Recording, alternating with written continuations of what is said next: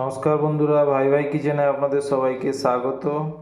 আজ আমরা যে সন্ধ্যে টিফিনের জন্য পাস্তা তৈরি করব। পাস্তাটাকে এবার ধুয়ে নিয়েছি আমি, এটাকে এবার সেদ্ধর জন্য বসিয়ে দেব।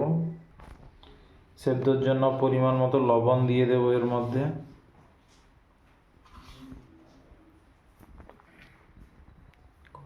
সেদ্ধ হয়ে গেছে, এবার আমরা কড়াইতে রেডি করে নেব।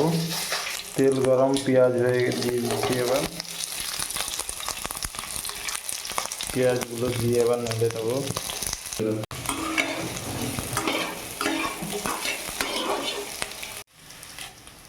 শুকনো লঙ্কা দিয়ে এবার একটু নেড়ে নেব।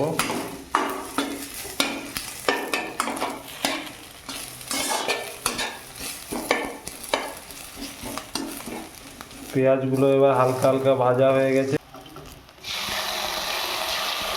টমেটো সস দিয়ে দিলাম।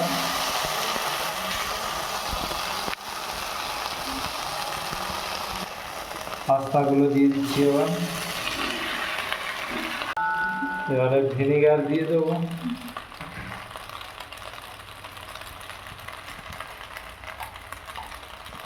পাস্তার মশলা নিয়ে নিলাম। সয়া সস দেবো কিছুটা।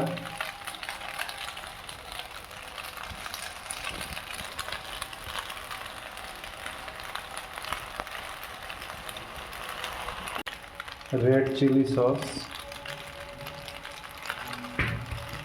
পাস্তা মশলাটা দিয়ে দেবো।